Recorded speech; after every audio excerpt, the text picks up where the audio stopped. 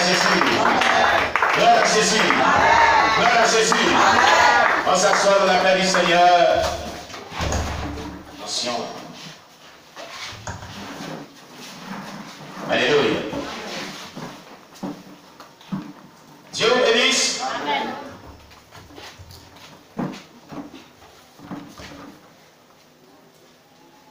Que la paix du Seigneur soit sur vous. Alors, chers bien-aimés, voilà, c'est comme ça, il faut prier avec intensité. Amen, amen. Amen.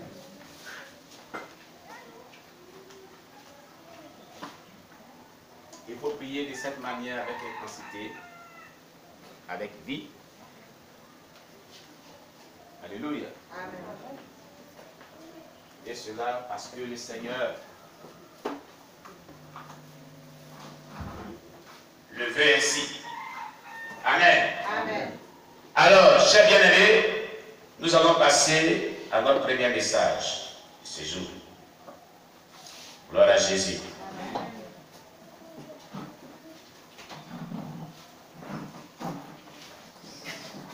La suite de notre série de messages sur l'onction du Saint-Esprit. Vous le savez bien, on est en train de voir une série de messages sur l'onction du Saint-Esprit. La suite de cette série de messages. Amen. Mais, dans la suite de ce message merveilleux, je veux parler de quelque chose de très important. Avant de voir, et cela parle de cela. Amen. Puisqu'on a vu cela. Aujourd'hui, le Seigneur me disait de revenir dessus un peu brièvement pour que cette personne soit éclairée. Amen. Amen. Vous savez, dans le corps de Christ, on ne se suffit pas. Si quelqu'un dit qu'il se suffit dans le corps de Christ et qu'il n'a pas besoin des autres, il est menteur. Il est menteur, il se trompe. C'est une erreur qu'il commet. Très grave. Une erreur très grave qu'il commet. Amen. Amen. Plusieurs personnes, après que Dieu commence à les utiliser, pensent qu'il se suffit et c'est fini. Non. La Bible dit quoi? Nous sommes le corps de Christ et nous sommes tous les membres du corps de Christ. Amen. Amen. Et chaque membre du corps de Christ a besoin de l'autre membre du corps de Christ pour l'utilité commune. Nous avons des dons spirituels différents et chaque don joue son rôle pleinement. Je prends un exemple. Concernant le don de la prophétie, c'est un exemple. C'est un don à temps normal, comme je l'avais dit la dernière fois ici, quand on parlait de ce don. En temps normal, la Bible déclare que tout le monde doit exercer ce don. Tout le monde. Quand la Bible dit aspirer au don des meilleurs, il parle de qui? C'est tout le peuple de Dieu. Amen. Amen. Mais ce don-là, ceux qui doivent aspirer à ce don, c'est qu'ils ne l'ont pas reçu. Ils ne l'ont pas reçu. Ils ne sont pas nés avec ce don. Amen. Amen. Par contre, il y a des personnes qui sont nées avec le don. Et qui doivent les essayer selon l'analogie de la foi dans le corps de Christ. Amen. Amen. Vous voyez, c'est très important. Je prends un exemple. On peut trouver des évangélistes dans une église. Mais Dieu demande à chaque personne d'évangéliser. Alors qu'il y a des évangélistes dans le corps de Christ, ceux qui sont nés le don d'évangéliste. Vous comprenez ce que je suis en train de dire? C'est la même chose. On peut trouver les enseignants de la parole de Dieu. Dans le corps de Christ, ceux qui ont le don d'enseignant de la parole sont nés avec ce don. Mais alors Jésus dit, allez partout faire des disciples des nations, les baptiser au nom du Père, du Fils et du Saint-Esprit, et enseignez-les. C'est ce que Jésus est prescrit. Cette parole s'adresse à qui? À tout le corps de Christ. Il doit être fait des disciples. En temps normal, tout le corps de Christ doit être des disciples. Des disciples doivent être des enseignants de la parole de Dieu. Et tout ce que Jésus leur a prescrit. Dans Hébreux, chapitre, je crois 13, verset 11, on parle du verset 11, on avait lu ça la dernière fois. Vous qui depuis longtemps devez être des enseignants, vous en êtes venus à ce qu'on vous enseigne les premiers rudiments de la vie chrétienne, vous en êtes venus à ce qu'on vous enseigne, vous êtes au lait. Vous vous souvenez de ce texte de Dieu dont on a parlé ici. Sur vous là, on parlait du peuple de Dieu. Ce qui veut dire quoi? Tous aussi, on a appelé en tant que disciples à enseigner la parole de Dieu. Mais il y a des personnes typiquement que Dieu a donné le don.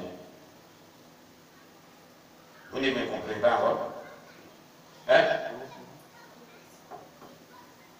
Par contre, voici ce que Jésus dit. Non, pas par contre, voilà encore ce que Jésus dit. Jésus dit, voici les signes et les miracles qui accompagneront ceux qui auront cru. Selon Marc chapitre 16, à partir du verset 17 par là. À mon nom. Ils chasseront les démons. Ils alleront des nouvelles langues. Ils saisiront les serpents. Et s'ils boivent des breuvages mortels, ils les feront point de mal. Ils imposeront les mains aux malades et les malades seront guéris. Ils chasseront les démons. Il y a des gens que Dieu a donné une foi très puissante, une onction très puissante, ce n'est pas un don. Dans les nefs, il n'y a pas de don de délivrance. Il n'y a pas de don de chasser les démons. Dans les nefs, il n'y a pas de don de délivrance, il n'y a pas de don de chasser les démons. On appelle ça l'onction, la capacité surnaturelle pour chasser les démons. Amen. C'est une grâce exceptionnelle. Mais par contre, Dieu demande à chaque personne qui croit en lui de chasser les démons. Vous comprenez? Suivez-moi très bien. La Bible déclare que si tu as une foi très élevée, en son nom tu chasseras les démons. Tu parleras de nouvelles langues. C'est-à-dire le parler de langue, c'est acquis par la foi. On chasse les démons par la foi. Quand la foi vient une certaine dimension que Dieu vraiment attendait de toi, ces grâces-là vont découler dans ta vie. C'est ce que je t'avais dit. Amen. Il a dit, ils imposeront les mains aux malades et ils seront guéris. Tout ça, la base, c'est quoi? La foi. Ceux qui croiront en mon nom. Voici les signes et les miracles qui les accompagneront. Ceux qui croiront. Ici, croire parle de la foi. La foi, la foi et la foi. Par contre, il y a des gens qui ont le don de guérison. Amen. Mais ce qu'il faut comprendre, tous ces dons spirituels, toutes ces grâces spirituelles, toute cette onction qui manifeste les gens, ne peut être manifestée qu'en accord avec la foi. La source, c'est la foi. Si vous avez de la foi, à une grande dimension, vous manifesterez cette grande onction que vous recherchez tant. Amen. Alléluia. Quelqu'un me comprend bien. Gloire à Jésus. Amen.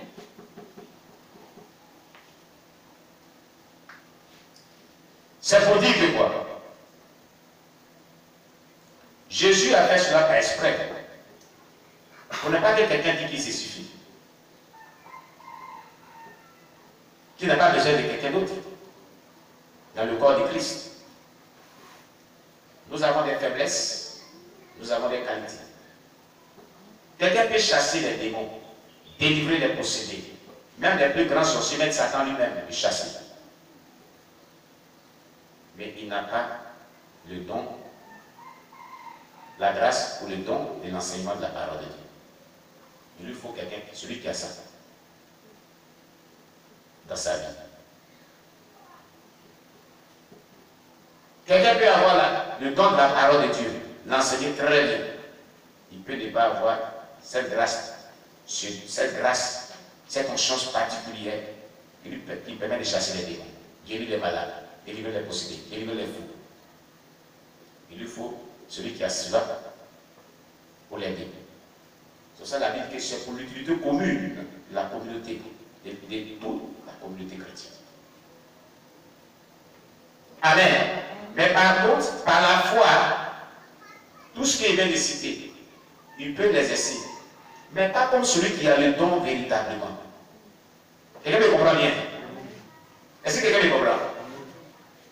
Il y a une possibilité d'exercer tous les dons par la foi. Tu peux exercer dans le prophétisme, avec le don de la prophétie. La Bible dit, aspirez ton les meilleurs qui sont le don de la prophétie. Mais ta matière n'a pas ce don.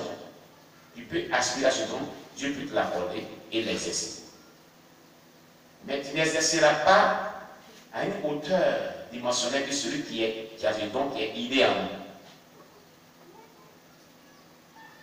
J'espère qu'on me comprend maintenant.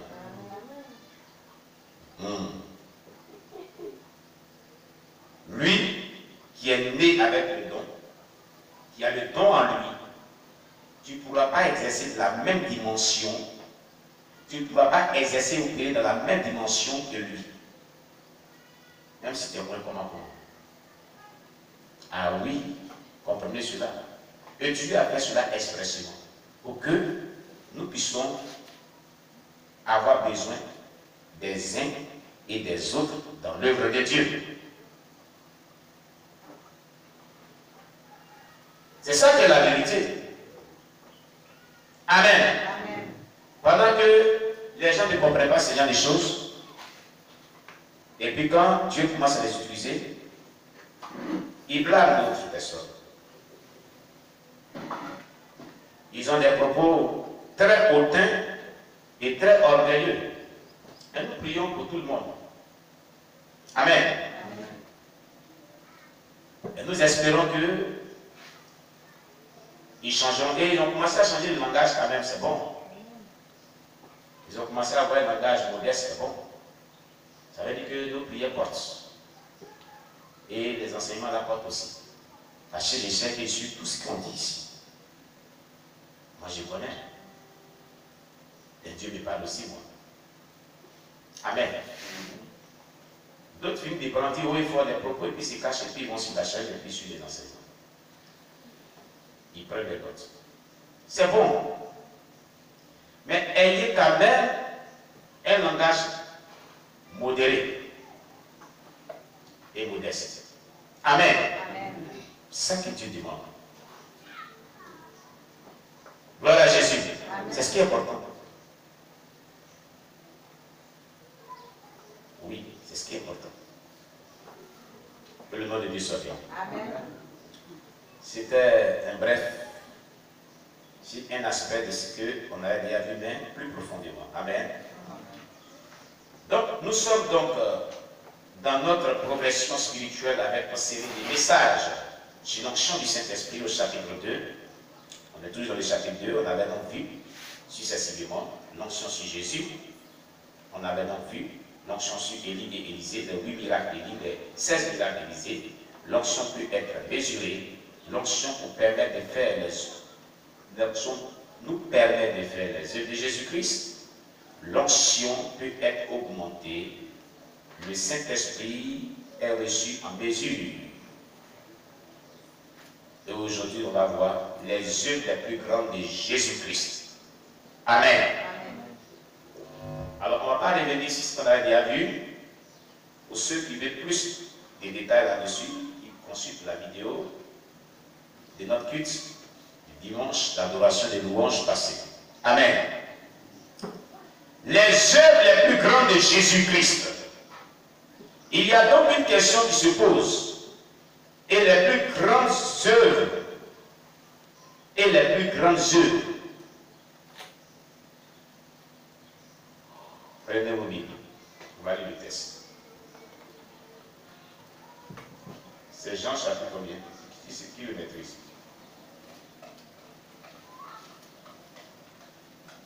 Amen. Vous ne maîtrisez pas ce passage-là? Jean chapitre 14, verset 12. Oh, Jésus-Christ. Amen. Est-ce qu'on a la page? Amen.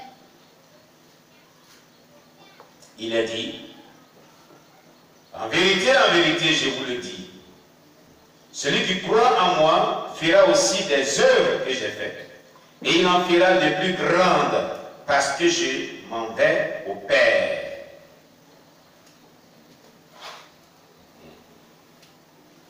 Regardez, toujours quand on lit ce texte-là, on s'arrête là. Mais vous ne comprenez pas. Quand vous allez faire exégèse, vous allez comprendre. Vous allez comprendre. Hein? La suite, dans le verset 13, il dit « et ». Il dit « et », c'est-à-dire la suite. C'est une continuité. « Et tout ce que vous demanderez à mon nom, je le ferai afin que le Père soit glorifié dans le Fils. » Jésus était très profond. Quand Jésus dit, celui qui croit en moi, il fera les œuvres que j'ai fait aussi. C'est ce qu'on fait. On cherche les démons à son nom. On prie pour les malades sont guéris. On prêche la parole de Dieu. On évangélise, on enseigne la parole de Dieu. Ce sont les études que Jésus a fait aussi. On intercède. On a des nuits d'intercession. Lui aussi, il intercédait la nuit. Il s'est consacré aussi. On gêne, on prie. Il a gêné, il a prié. Amen. Mais et les œuvres les plus grandes.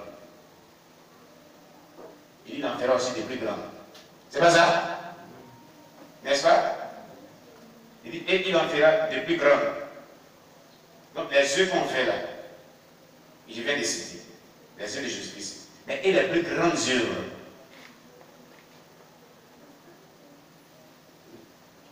Et les plus grandes œuvres que Jésus a dit. Si ce n'était pas possible, n'allez pas le dire. Notre Dieu ne dit pas qu'on peut faire ce qui n'est pas faisable.